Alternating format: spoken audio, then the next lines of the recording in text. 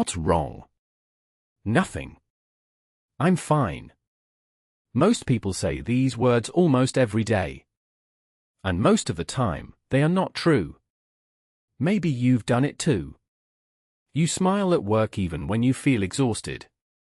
You tell your friends you're okay, even when your mind feels heavy. You post a nice photo online while sitting alone in your room feeling completely disconnected from everyone. It's strange, isn't it? We live in a world where people share everything online, but at the same time, many people hide how they really feel. And the more connected we become, the more alone some people feel inside. The question is, why do we pretend to be fine so often? A big reason is fear. People are afraid of looking weak.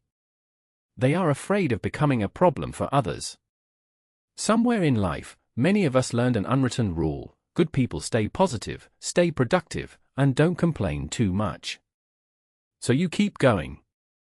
Even when you're tired. Even when you feel lost. And after some time, pretending becomes automatic. The difficult part is that this habit slowly changes your relationship with yourself. You stop asking what you truly feel because you are too busy acting normal. You become an actor in your own life. And maybe the scariest thing is this: other people are doing exactly the same thing. You meet someone at work and ask, "How are you?" They say, "Good." You say, "Good too." Both answers may be false, but the conversation ends there. We are surrounded by emotional masks. The first insight is this: pretending to be fine often starts as protection. Think about a child who cries and hears, "Stop being dramatic." Or a teenager who talks about stress and gets laughed at by friends. Little by little, the brain learns something simple: showing pain is dangerous. So people build armor. Sometimes that armor looks like confidence.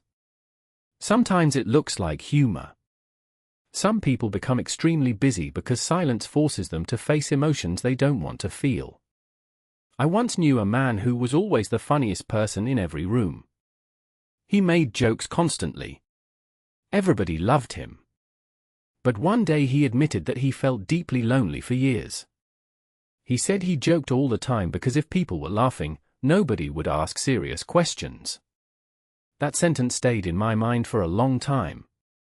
Many people are not hiding because they are fake. They are hiding because they learned survival skills that once protected them. The second insight is that modern life rewards performance more than honesty.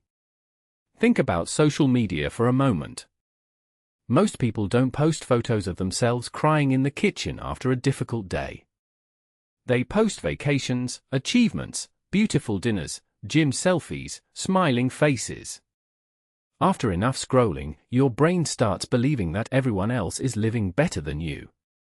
But remember this carefully: you are comparing your private emotions to other people's public performances.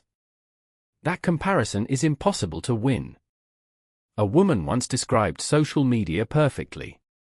She said, "I kept feeling behind in life, until I realized I was comparing my real life to everybody else's highlight movie." And it's not only online. At work, many people pretend to have everything under control because they think confidence equals success. In relationships, people stay silent because they fear conflict.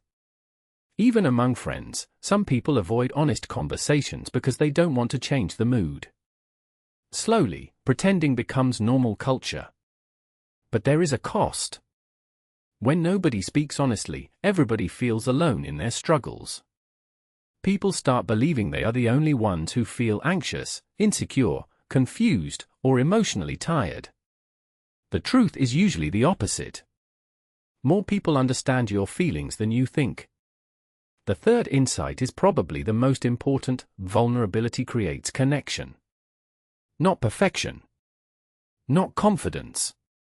Not pretending. Real connection starts when somebody says something true. It can be small.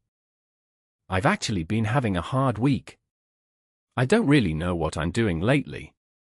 I feel more stressed than I expected." These simple sentences change conversations completely. they give other people permission to stop acting too. And something surprising often happens. Instead of rejecting honesty, people move closer to it. You can test this in your own life. Think about the people you trust most. Usually, they are not the people who seem perfect. They are the people who feel human. The people who can admit fear, mistakes, or uncertainty. That kind of honesty is powerful because it creates relief. A few years ago, a university professor started every class with one simple question: what's one thing that feels difficult right now? At first, students gave safe answers. But after some weeks, people started speaking honestly. Stress, family pressure, loneliness, fear about the future. And the atmosphere changed completely. Students became kinder to each other, less competitive, more supportive. Why? Because honesty breaks isolation. When people stop pretending, other people finally feel less alone. Now, this doesn't mean you must tell everybody your deepest emotions all the time. Privacy matters. Boundaries matter too. But many people never move beyond surface-level conversations. They never practice emotional honesty at all. And over time, that creates distance, even in close relationships. So here's something practical you can try.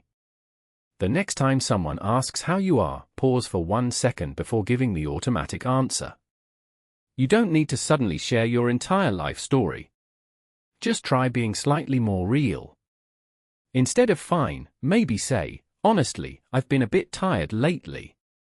Or, it's been a stressful week, but I'm managing. These small moments matter more than you think.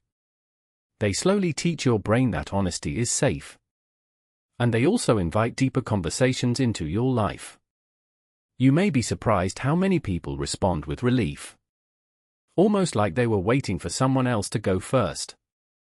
Because deep down, many people are tired of pretending. They are tired of acting strong every second. Tired of performing happiness. Tired of carrying emotion silently while smiling outside. And maybe that's the real courage today. Not looking perfect. Not always appearing successful. But being honest enough to say, I'm human too. You don't have to become emotionally open overnight. But you also don't have to spend your whole life hiding behind the word fine. Sometimes the strongest thing you can do is stop pretending long enough to let somebody truly see you.